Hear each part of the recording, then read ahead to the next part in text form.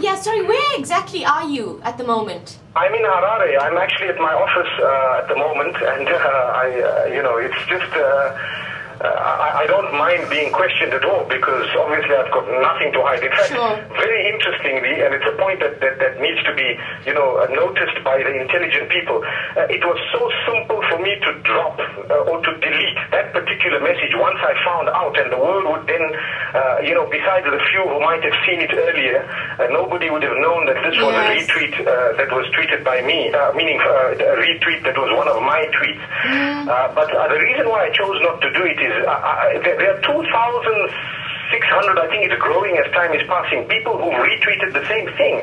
And it's such a popular, all my messages are retweeted by hundreds of people, and this one is in the thousands, and there are other ones which are also in their thousands. So it doesn't make sense for me to delete something that is such a beautiful message, And anyone who knows what a retweet actually is, because I've noticed a lot of people don't know how Twitter works. And a retweet is something that anybody on the globe can actually just press a button, and it just shows that you've retweeted someone. So big deal, So tell me, just talk me through when did investigators contact you? Where are they from? Well, to be honest with you, I haven't had any issues with official investigation anyway, besides obviously very indirect questioning, which I would just put down to immigration issues, that came in when I was in Hong Kong, and as I went in, and at that time I still did not know what had happened, and I only found out the following day, and when I was leaving, and then... Sorry to just pick your brain on this one thing, and I said I'm going to interrupt you because I want to get my facts right and we want to get your story. When was this in Hong Kong? Which date can you remember, sir? I landed in Hong Kong on Thursday night, Hong Kong time, right? That was like, I think it was, Thursday night Hong Kong time, about maybe 11 o'clock in the evening. Hong Kong time.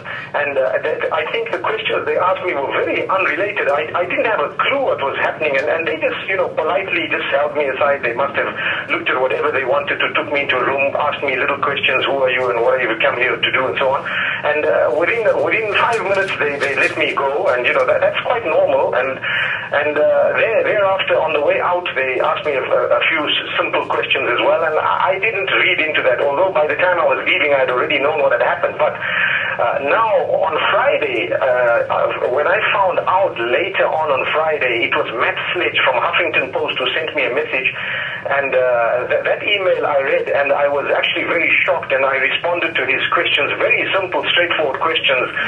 He asked me, what do you have to say, this guy retweeted you, and what is it, and so on. So I replied by email, and I get thousands of emails. I don't normally look at them myself. I've got admin that looks at it, and I don't respond. I'm very careful with whom I reply to. If you notice, the way I use Twitter or Facebook is very, very disciplined. And what happened is I replied, and I turned on the news, and I was shocked. I started combing through some news feeds on my phone, and I found out things that I didn't know, and then I decided immediately to say, look, I condemn whatever has happened in the States, and I feel, I firmly believe that the perpetrators need to be brought to justice. And I used the same medium, which is Twitter and Facebook, to actually do that. Then CNN made it, on TV, they said something different from what was on their site, because they said, radical cleric from Zimbabwe seems to be connected, and so on, and I thought that was... Did you actually hear that? Did you hear that on CNN? Did you hear that on CNN? Well, actually, the people heard it. I did not hear it myself, and a few of the guys have told me that even later on they repeated that.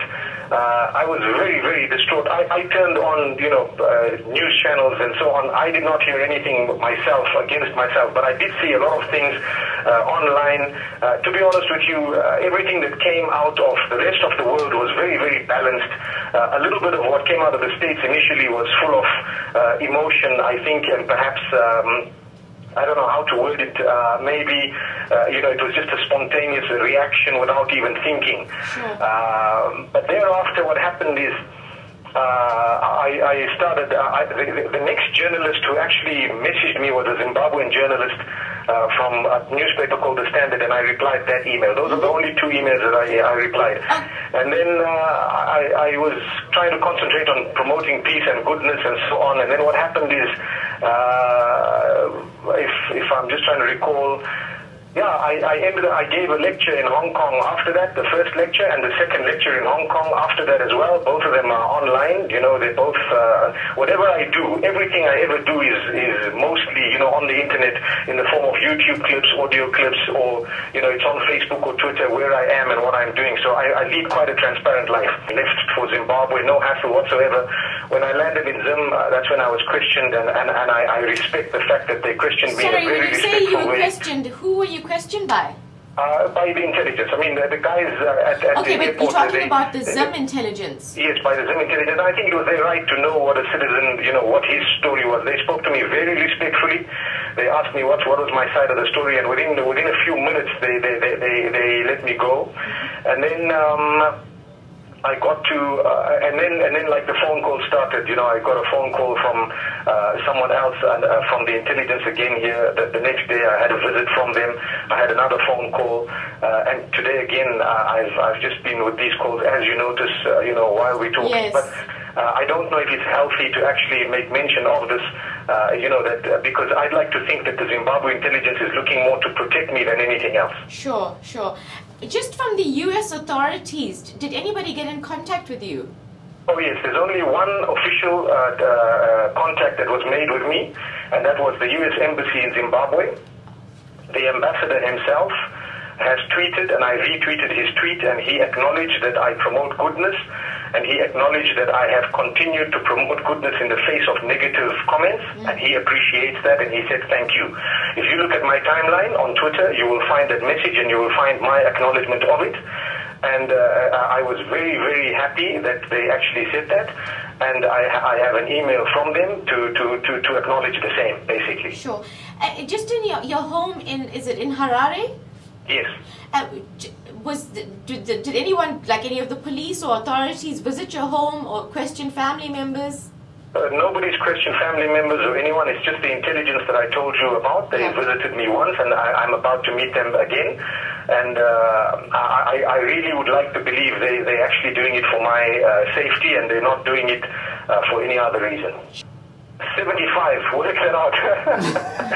1975, so that's 37, turning 38, I think. Okay, great.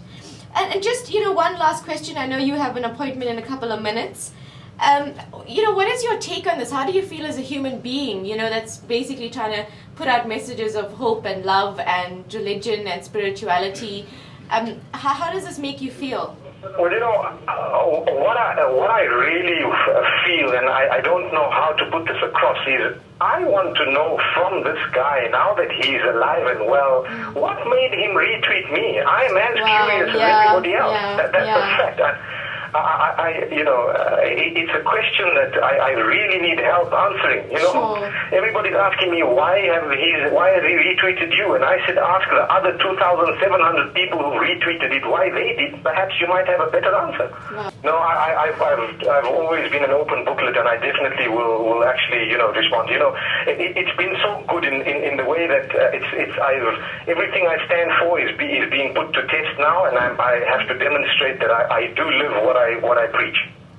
No, I think my children are still little kids, you know, and they in fact only one of them knows what has happened, and I called him and I told him last night that, look, I just want you to know what's going on because you're my son, and I really think that if anyone says anything, you need to know. And he was quite surprised, he was quite saddened, and I could see it left visibly, you know, sad. But he was telling me, but Dad, you know, you promote peace. And so I said, look, you know what, this is a test. I just want to let you know. I'm just informing you because I think people might question you. You go to school and so on. Someone might know something, you know, about the story that's come in the papers. And if you're ignorant about it, you'd look like a fool, you know. Yes, yes.